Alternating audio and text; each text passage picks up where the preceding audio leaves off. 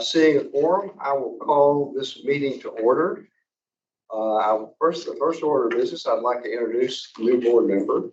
Our newest board member is Mr. Jimmy Ritchie. Mr. Ritchie is a native of Little Rock, Arkansas. He's a graduate of Catholic High School for Boys and received his bachelor's degree in finance and real estate at the University of Arkansas. Great institution. Mr. Ritchie was appointed by Senator Bart Hester and will serve as the General Securities Representative for the Board of Finance. He has 15 years of institutional fixed income experience, which is right where we are, of which 13 with the Bank of Oklahoma and 2 with Carthy and Company here in Little Rock, where he is currently vice president. He holds a security license, and I don't know how many more y'all can have, but you got a bunch of 7, 52, 63, 66, and SEI. I have a feeling Eric probably has that many or so. And David, where's David? Yeah, they're over there. They stick together. Yeah. Mr. Ritchie is married to Laura Dotson Ritchie. He married above himself. His wife is the daughter of a good friend of mine, a guy named Mac Dotson. They have 2 children, 2 boys, James and Ross. His hobbies include family time, golf, tennis, coaching, and fishing. I'm not sure about that family time. That's more than a hobby. You got to put a little more effort in there. Anyway, we're glad that you're accepting this position. Come on. Well, I asked him what he did to make Hester mad. Just like to know. You would have thought he'd done a little research before he accepted that. Well, especially with EVD, we have to deal with it. he obviously made the senator mad, and the senator got back at him. It happens that way sometimes. Well, listen, we're glad you're here. We look forward to working with you. I also want to make a comment. We had the outgoing member is Keith Konechny. He was many years here on the board, about the same. I came on about the same time I did, which is 2015, and his knowledge in the area of insurance and securities was just unbelievably helpful to us over that period of time. And I just really appreciate working with him. He's just a great board member. I know you'll do as well. So we thank Keith for his time, and I understand there's going to be a capital citation that he'll be receiving in the near future from here in the state of Arkansas. So anyway, that's the original. That gets me past the opening of the meeting. We now have the next order of business is the adoption of the minutes of the May 22nd, 2024 meeting. Those were sent out to you prior to this meeting. If there aren't any changes, well, first of all, are there any changes or anything? Anybody say anything that's been changed? If not, then I have a motion. I have a motion second. All those in favor say aye. Aye. Any opposed? Good. Thank you. All right. The next item. Okay, I want to make a couple of comments, and then we're going to go in and we'll have the full treasurer report with the team, the investment team. The treasury interest earnings total for the fiscal year 2024 ending June the 30th was $368.7 million, the highest amount ever recorded. This amount exceeds the $254 million from fiscal year 2024 by 45%. Treasurer's investment portfolio for the year 2024 reached $11.6 billion as compared to 10.9 in 23, which was a 6.4 increase. The $368 million earnings was achieved through the help of rising interest rates, which produced higher yields and a larger investment portfolio. The state treasurer's investment team follows the board's investment policy in this order: safety, liquidity, and return on investment. The state's treasury investment earnings go into the state securities reserve fund. We always ask, where does this money go? So it goes into the security reserve fund. The largest recipient of the funds in the securities reserve fund For fiscal 2024 was the state's catastrophic reserve fund, which received $285 million to improve.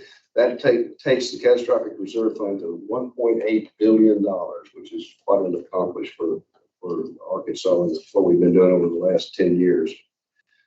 At this time, I'd like to recognize the Treasury investment team that manages the portfolio. We have Rob Romanek, Steve Pulley, Damon Dortch, and Celeste Gladden are here, and they'll be making presentations in a few minutes. I'd also like to recognize just the entire Treasury staff that works. We all work together to serve Arkansas and to manage the money in the state's Treasury to the best of our ability. And it looks like we're doing a pretty good job right now. So I'm very proud of it. So to give a better summary of our portfolio, I'm going to turn the meeting over to Stephen Kilgore, gentleman sitting over here, and who is CPA and Director of Investment Accounting, and then Rob Romanek and Steve Bully will then follow up with discussion of their portion. So, Steve. Thank you, Mr. Chairman and board members and our Treasury executive team. I'm Stephen Kilgore, Director of Investment Accounting. You should have a set of slides before you that gives some highlights of our recent results and where we stand. So on the second page, there's an illustration of short-term investment revenue, which totaled $28.93 million for the quarter. The highest amounts coming from bank accounts and from money market funds, and thirdly from commercial paper. Page 3 shows long-term investment revenue with the division of income within that long-term sector, which contributed as a total $69.27 million in ledger earnings for the quarter, with the majority being for mortgage-backed security interest receipts, followed by receipts from U.S. Treasury securities. So the total of these short and long-term investment earnings was $98 million for the fourth quarter, and as was said, $369 million for the ledger earnings for the fiscal year as a whole. In our next page, that would be page 4, circle shows how assets Hi. How are you? We're fine. Called me. I'm watching the State Board of Finance. You want to watch with me? Sure. You want to go grab a chair? Wendy. He's gonna have to. I think I know who that is. Sounds like my secretary. Okay. We're good now. Well, the allocation by investments here is its largest categories in mortgage-backed securities. That's 56.7% of the total.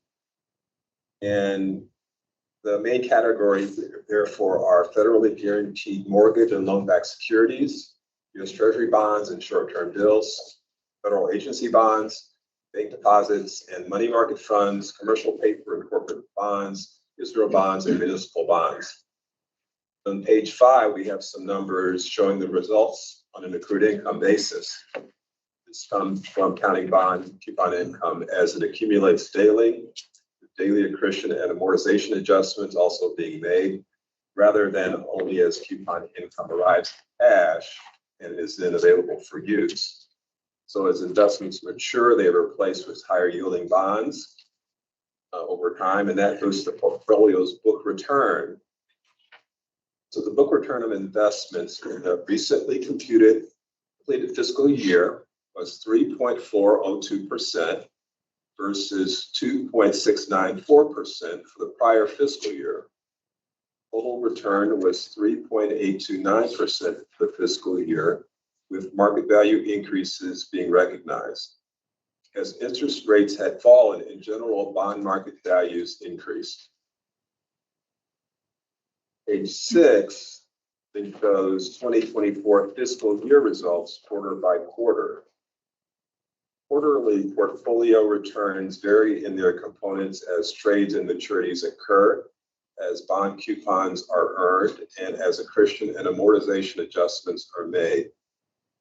Book return ROI for the last quarter was an annualized 3.529% as compared to 3.364% for the third quarter. Total return was 0.770% for the fourth quarter without annualized. On the following page, a graph illustrates the trend in bond yields over time and over recent fiscal years, how the Treasury's portfolio yield has risen along with these rates as bonds mature and are replaced. Next page shows some additional statistics of interest, percentage of a portfolio grouped by duration category, and with the average for this is short and long term together of 3.7. And then below that is the distribution by ratings category. That's Moody's above Standard & Poor's. So that gives a good overview, I think, of where we have been and little of where we stand. And next are our investment managers, our senior investment officers, Steve Pulley and Robert Romanek, will discuss some more about the portfolio in the fund market. Thank you, Steve. And Mr. Treasurer and Board, as you can see, we've had some really good numbers to report. The portfolio met or beat the board's return projection for each of the 4 quarters in 2024. And the portfolio generated almost $100 million in earned income for Q4 alone. And I want to take a few minutes to dive into the key metrics that produce those numbers. So if you would draw your attention to slide number 9, the year-over-year comparison, where you'll see the composition of the assets and how they performed year over year. The total size of the portfolio grew just under 6% to $11.6 billion. Long-term portfolio is $9.5 billion, which grew at 12%. If you'll also notice, the liquidity dropped primarily due to the drawdown in the federal funding account and a strategic decision to add more assets to the long-term portfolio. We have taken full advantage of the rise in interest rates by adding duration and positive convexity in anticipation of a rate shift. In addition to the portfolio, our team of 4 professionals managed the approximate $600 million money management trust fund, along with a CD program for in-state bank participants of close to $500 million. The $12.7 billion in fixed income assets managed by the Treasury is by far the largest managed asset pool of its kind in the state of Arkansas. Moving on to the next slide, slide number 10. The largest component of our assets is the long-term portfolio. And as you can see by the color-coded grid, that our portfolio is positioned to perform well as rates move lower. Our duration is a conservative 4.5 period, about 8 months longer than the total portfolio. And this should serve us well if the economy slows and we see a monetary policy shift in rates. On to the next slide, number 11, upcoming cash flows. At the end of Q4, it revealed that our forward projected cash flows from the portfolio was estimated at close to $900 million. However, with the recent downturn in rates, today it's close to $1.2 billion for the upcoming fiscal year. So this additional cash flow will allow the investment team plenty of flexibility to meet any unforeseen liabilities that may arise throughout the year. And with that, I'll turn it over to Robert Romanek for the macro view and a Q1 benchmark recommendation to the board. Robert. Thank you, Steve. Morning, Treasurer Walther and members of the board. With your consent, I will be setting the new target rate of book return value for the first quarter of fiscal year 25. After pausing for 8 consecutive meetings, Federal Reserve members appear ready to shift to an accommodative monetary policy and deliver their first interest rate cut at the next scheduled FOMC meeting on September 18th. Opening the door to this decision has been several months of progress toward committee members' 2% inflation objective, with headline CPI falling to 2.9%. Additionally, labor market gains in employment have both softened over the past 3 months, with new job creation averaging 170,000 and unemployment ticking up to 4.3%. Fixed income markets have rallied strongly in response to these releases, pushing interest rates lower across the yield curve and forecasting up to 4 25 basis point interest rate cuts for the remainder of 2024. However, Fed officials with a desire to deliver a soft landing have been wary about slashing interest rates aggressively or prematurely, expecting further progress against inflation given the current trajectory and not wanting to risk undermining its progress by cutting interest rates too soon. This would infer a more moderate delivery of interest rate cuts from Fed officials, at least initially, than is currently forecasted by Fed Funds future market projections. After more than 2 years and a total of 525 basis points of rate increases, we expect to see steadily declining interest rates going forward, albeit at a gradual pace, given current data does not warrant a more drastic or prodigious response. We therefore are proposing to increase the target rate of book return value for the July through September period from a range of 3.4 to 3.5% to a new range of 3.5 to 3.6%. Thank you, Mr. Chairman. Are there any questions from the board? It's hearing none. We need one motion, I believe. No, actually, we need two motions. I need a motion to approve the new target rate of book return, which will be in a range of 3.5% to 3.6%. I get that right? For the first quarter of fiscal year 2025. That's July the 1st, 2024 through September the 30th. Oh, yeah, September 30th of 2024. I need a motion for that. Motion, a second. A second. All those in favor say aye. Any opposed? Good, thank you. Gentlemen, appreciate it. Oh, I need a motion to approve the Treasury investment report for the fourth quarter of 24. Motion second. All those in favor say aye. Aye. Thank you. This is the one time of the year we have to do two sets of motions. We have the quarterly motions and then we have the annual motions. I'm going to start with the quarterly motions. There are two of them. What I'd like to do is present them as two motions with batched together. And we'll just have one approval. If that is satisfactory to you all, I will slow them out. Do you have any concerns about that? Okay. We'll batch the quarterly motions and the annual motions. I'll do them separately. If there are any, no, I've already said that. Motion number one, as acting chairman of the State Board of Finance, I make a motion to the board that no funds are available for deposit into the State Board of Finance Certificate of Deposit Program. And secondly, to direct the Treasurer of the State to purchase warrants for the succeeding quarter, that's quarter starting October the 1st, 2024 through December 31st, 2024, pursuant to Act 1088 of 2023, and to keep reasonable amounts in demand deposits, accounts, and money markets during the next quarter for the transaction of the day-to-day activities of the day-to-day activities of the state. And that's my motion. I need a second for that. Second. Any questions?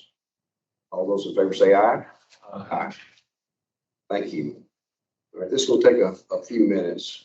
I hate doing this, reading all these motions, but it's required to do. Again, I'm going to have 7 different requests, and I'd like to do those in one motion. So I'm going to read each of the 7 to you.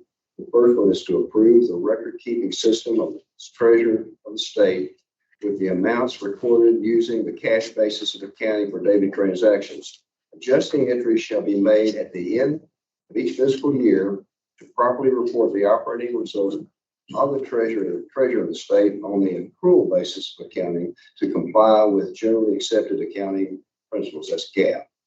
Number 2, to approve the record keeping and reporting requirements of the treasurer of the state to include at the minimum the following reports. A, ledger balance and activity daily and monthly. B, fund transactions by type daily and fiscal year to date. C, checks charge off detail by line item. That would be daily and fiscal year to date. D, safekeeping inventory daily. E, trust fund certificates of deposit daily. F, collateral sufficiency daily. G, demand account balances daily. H, money market balances daily and monthly. And I, return on investment monthly and fiscal year to date. Third item, to approve the current collateralization policy of the treasurer of the state, and that was provided to you as attachment A. Number 4, to approve the code of ethics for the members of the Board of Finance and the code of ethics and criminal background checks for the current employees of the treasurer of the state. That's attachment B and C. Number 5, to approve the minimum qualifications and standards for all employees of the board or treasurer of the state who handle state treasury funds or participate in decisions concerning the deposit or investment of state treasury funds. That will be attachment D. Number 6, to approve the eligibility requirements for a bank depository, an investment depository, and a securities broker. That would be attachment number E. Number 7, and the last one, thank the Lord, to approve the Arkansas State Treasury Investment Policy and Money Management Trust Fund Policy. That would be attachments F and G. I've made that motion for the approval of each of these. I would like for a second. Are there any questions? All seeing none or hearing none, all those in favor say aye. Aye. Any opposed? Thank you. All right. Where is he? Right behind you. Right behind me. Grant Wallace. Do I have to do anything before I go to Grant Wallace? I think I've done the annual motions. I think we're ready for you. Mr. Ritchie, somewhere back in the last 5, 6 years, the legislature decided they wanted the Board of Finance to oversee the employee benefits area. And so we were given that responsibility, and it was not something we originally signed up to do, but it's something we got. We gladly accepted that responsibility. And it's another one of the important things in the state of Arkansas with our employees, and one of the benefits that's approved to employees of the state. And we want to make sure that we continue to have a solid and strong plan. So we spend a lot of time on employee benefits. So as we go through the year, so Grant Wallace is the director, and they're doing a great job. He's been there a couple of years now. About 18 months. You see 2 years from where you are. That's true. Thank you, Grant. Thank You're you, on. sir. Okay, well, good morning, everyone. We will start with always the fun stuff of the pharmacy formulary review. Just to remind everybody, the process that we go through is Navitas has the responsibility of presenting their proposed formulary changes. Our consultant, EBRX, and myself will get on a call with Navitas, and we talk through each of these individually, and then come up with an agreed upon recommendation for the advisory commission, the State Board of Finance, and finally the legislature to review and approve. So you will see that work before you. We will start with the label June formulary. In here, pretty standard changes. One I will point out is that when you get to the middle of the tab, the Nexletol, Repatha, those are changing to include a step therapy, which means that we would ask for you to try and fail one other drug before you come to those. The Adalimumab, the one right below that Repatha, is a Humira biosimilar. Again, with the evolution in the biosimilar world with the Humira drug, we want to make sure that we're taking advantage of all of those biosimilars and still trying to find low cost alternatives for the plan and our members. Paxlovid tab, I do want to point out that that is the emergency use authorization version. That one is actually no longer being produced, which is why we're removing it from the formulary. You have your standard Paxlovid that is, you'll see on TV, that is still on formulary and available for use. The next one, the Zurzuvae capsule, that one, the use is depression, but I do want to highlight that that is in regards to severe postpartum depression. And you'll see that the cost, while it seems quite high, really you're only getting one course per pregnancy. So that's one time and theoretically in a calendar year. So with that, would you like to review and approve these each month at a time, or do you want to do them all at once? Let's do them all at once. Okay, moving on to July. Question. Yes. Just back to, can you define the step therapy again? So on this one, these are cholesterol medications, so we would ask that you try and fail a statin Okay, before you go to that one. thank you.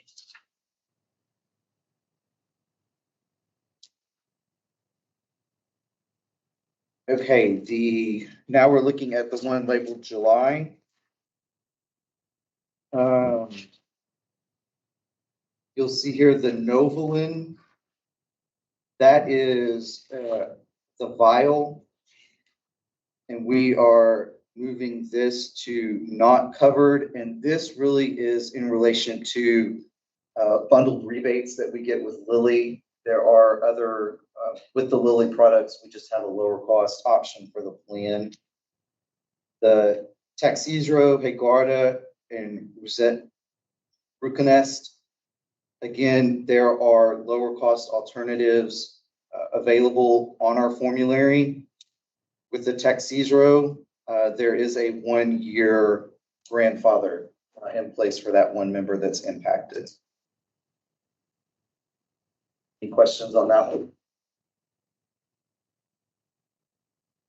Going to the August. Everything is pretty straightforward on that one until you get to the Entyvio injection on the second page. You'll see that we are going to maintain that one at not covered. And the reason for this is that we already cover on, the current setup is not covered. We are adding it to formulary. And the reason that we're adding it on the pharmacy side is just to balance out pharmacy and medical. That way it's covered on both formularies. Right now it is on the medical benefit.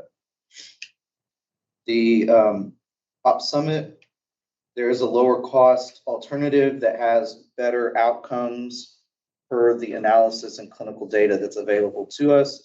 So that's where we are moving that one to not covered. Are there any questions on that one? Going over to the medical benefit, and again, just to highlight medical, the reason that this is a separate list is that these are often administered in a clinical setting or through a clinician. And it's not something that you would typically just go to a pharmacy. So these are run through our Health Advantage plan, not the Navitus plan. That's why we do review them separately.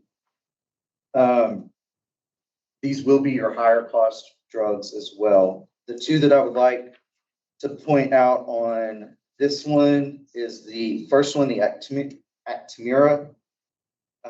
The Tenine is the biosimilar that we prefer. So we're going to maintain that one as excluded.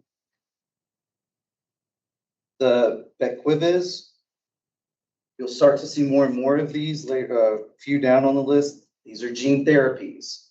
Right now, we're going to leave it as exclude, even though they are promising. We're still wanting to see some of the clinical durability and the efficacy around the effectiveness of this particular drug. And just to step off a little bit, gene therapies, we are going to continue to monitor these. They are going to be more scrutinized. We are talking with Health Advantage, looking at options around gene therapies. Within the industry, a lot of plans are just evaluating how to manage this. This is something that is going to continue to grow in the healthcare industry. And we're just trying to figure out some safeguards within the plan and to make sure that when we go in and utilize the gene therapy, that we're finding something that's going to be effective and that relates to a positive outcome for the member and a positive outcome for the plan. Outside of that, those were the two that I wanted to point out on that. Are there any questions on that particular list? So with that, that covers our formulary recommendations. So we'd appreciate y'all moving to approve this. Good.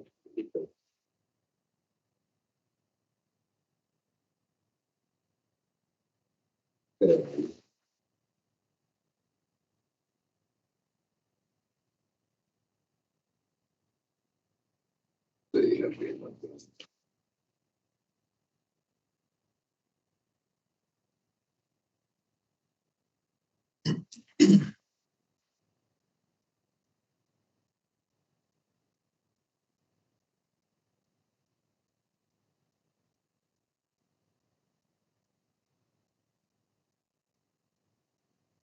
Brandon, do we have to approve these individually or If you could do one motion to Okay. approve all of the as, recommendations.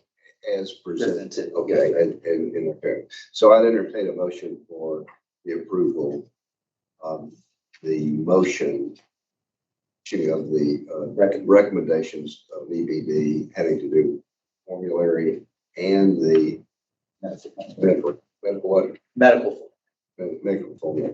motion. We have a motion. Have a set motion, second. Any questions? Those in favor say aye. Any opposed? Okay, good. Does that conclude your report? No, sir. Unfortunately, we have some contracts to look at as well. Are you sure? Yes, we need to do this work. Going to the next section, contract, you'll see the contract overview. There are 5 that we're going to be looking at this morning, starting with the first, retiree first. Again, y'all have already looked at this and approved the concept. We're bringing this back before you because we actually now have the finalized contract for your review. Just a reminder, this is a pilot program that's anticipated to last 3 months, and it's going to target the public school retirees who are turning 65 and just help guiding them through their retirement healthcare options with the state. In full disclosure, hopefully getting a better utilization of the Medicare Advantage option that the state has for them. In addition to this, we are including some performance guarantees that I would like to spend a minute going over because that has been something that has been asked. So I do want to highlight those. The 5 that we are putting in place are first, acknowledging requests from members within 1 hour of the request. The guarantee is a $100 credit for each request not acknowledged. Responding to requests by members within 24 hours, unless otherwise agreed to. Again, another $100 credit if not done so. Acknowledge request from EBD within 1 hour, $100 request for, or $100 credit for any request not acknowledged. Responding to EBD request within 24 hours, unless otherwise agreed to, $100 credit if not compliant with that. Completes all implementation activities and deliverables by the go live date, and $1,000 for each calendar day beyond the go live date where they fail to complete activities. So with that, we need a motion to approve that contract. Okay, and is that the first retiree first? That is the first one, retiree first. I need a motion for the approval of the retiree first services contract. You have a motion? Any second? Second. You have a second? Any discussion? All those in favor say aye. Aye. Any opposed? Okay, the next one is Optum. Optum / Connect Your Care. This is our provider for the health savings account and FSA. I just blanked on what the F is, but, flexible spending account, sorry. So this is just your standard year renewal of those services. There are no increases, no changes. This is just extending it 1 year. Do I have a motion? Oh, I have a Is this the question. last year for this one? Yes. I have a motion for the approval of the Optimum Services contract as presented. So moved. And motion, yeah, motion second. Those in favor, say aye. Any opposed? The next one is Colonial Life. This is our provider for the basic life insurance policy that's available to all state and public school employees. This is your base $10,000 policy. Employees do have the option to buy up. This is seeking a 1-year renewal. There are no changes in rates. We locked them in last year.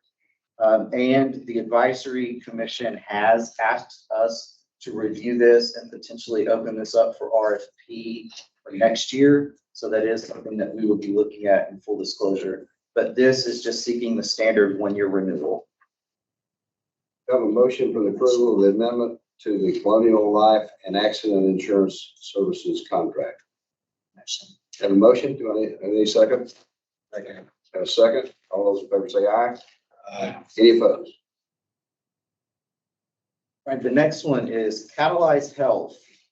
And this is going to be a pilot program that targets new hires.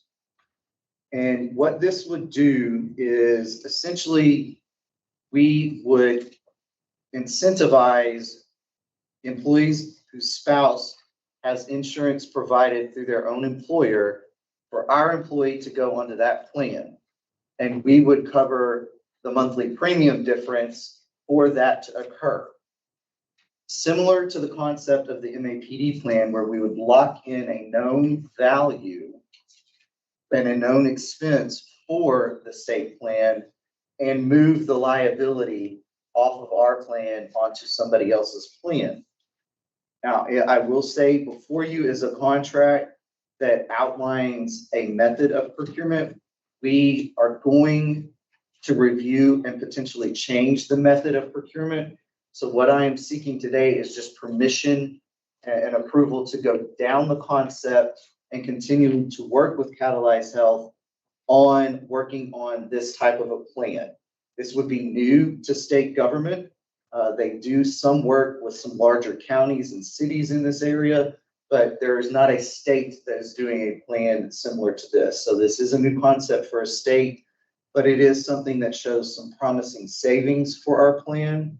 Yes, there are some costs that similar to the MAPD plan, but again, those would be fixed. We would know those and potentially have some substantial savings in the long run around liabilities. The contract term that you see here is the implementation and kind of the setup and startup and some potential cost projections for that first year. It's coming in at around 150,000. That's looking at probably like a less than 3% uptake with our new hires.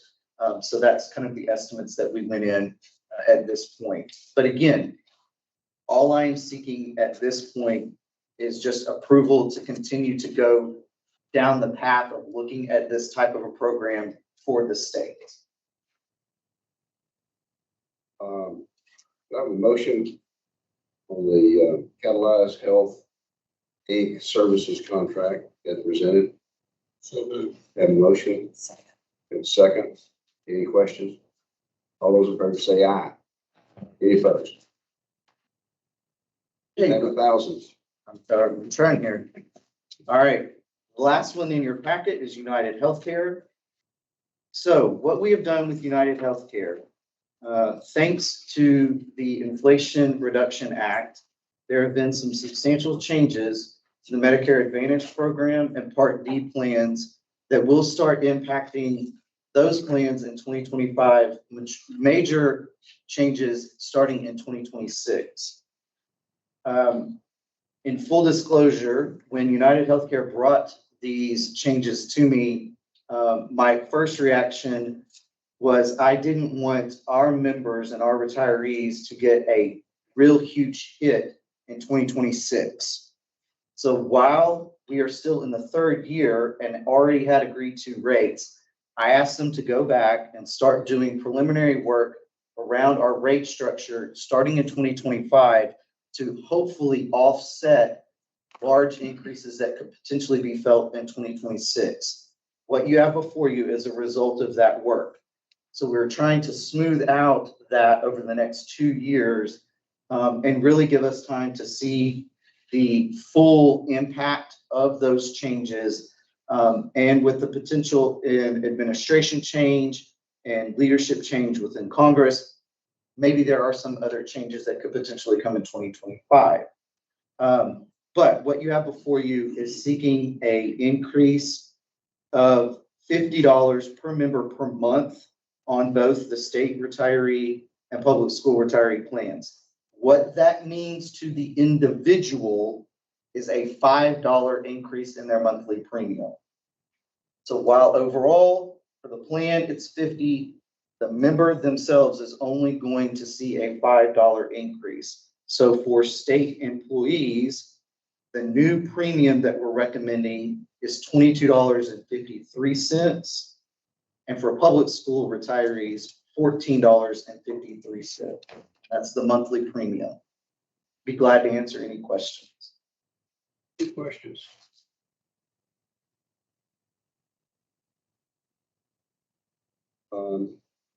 Need a motion for the approval of the amendment to the United Healthcare Services contract as presented. Motion. Have a motion? Second? Got a second? Any other additional discussion? All those in favor say aye. Any opposed? And the last thing, just a few quick updates, because I always want to make sure you all know what we're working on. Before we move on with Catalyze Health, would it be appropriate, since it's kind of a feasibility study, for us to see something halfway through the program to see if it's achieving the desired outcome? Absolutely. That'd be good. Absolutely. Just a few quick updates on some work that EBD is doing, just to keep you all kind of apprised, so you know what all we're focused on right now. We are in the middle of kind of the work with Foster and Foster on the third-party administrator RFP that they're working on. We're in the process of finalizing some of the questions that we're going to include in that, and hope to have that within the next month, first part of September, middle of September. We're hoping to be able to get that issued. We are in the midst of also drafting a technology RFP. Just a reminder that this is the Mainstream Technologies is our partner that currently administers the AR benefits portal. We're in the process of getting that RFP drafted. Hopefully it is kind of following the same timeline as the TPA. So first part of September, middle of September, we should have that out. Finally, and most importantly, while I have a public forum, I do want to encourage and remind everybody that open enrollment starts October the 1st, goes October the 1st, 31st. You get one option during the month to make any changes. So think about that. Start thinking about what changes you need to make and what plan best suits your life situation for the next year. Retiree open enrollment is November the 1st through 31st. And again, one shot to make any adjustments between the Health Advantage plan or the Medicare Advantage plan offered by United Healthcare. So with that, that's all I have today. So you have covered the last two with the first. You only wanted one motion on the United Healthcare. Is that correct? Right, we're good there. And, okay. Yeah, the other additional information was just the updated document, so that you could see the map and the plan on that. The Milliman report that was included in your packet was just for informational purposes. I want to keep you all apprised on the financials of the plan. Everything is stable at this point. We do need to do some work on the public school side, and we'll be working with the legislature on that. Is there any additional business to come before finance today? Oh, well, one comment. There within the documents that you received are a couple items that we need you to sign and return. Do you want them done today? Today, Tell me which ones they are. There's it's going to be, first, any emotions. But I've marked it. There is a little signature arrow on there. Good. It's the ethics form for the step, for the board. they just one? Yes, sir, just, Okay. it's this from last one, looks like this. And for those of you that I brought the packets, I have it marked, that's it. Brought your own, it's probably not marked. Where is it in the package? It's right behind the annual motions. Right behind the annual motions, it should be. Attachment C, B, B, B.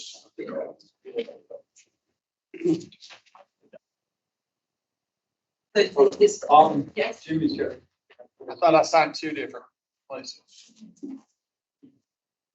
well, one is going to be for the treasurer employees. One is going to be for the board. Okay. That one.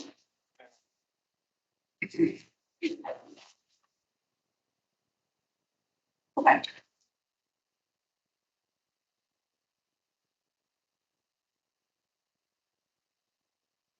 No, it's fine.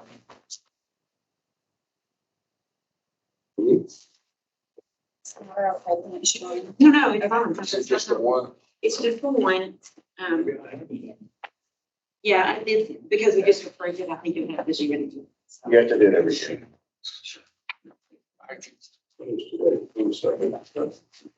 Yeah. Exactly.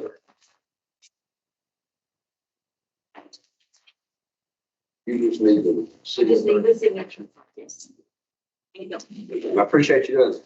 Thank you. Excuse me. The next quarterly meeting will be on Wednesday, November the 6th at 10 o'clock in this room. In this room. Seeing no further business to come before the Board of Finance today.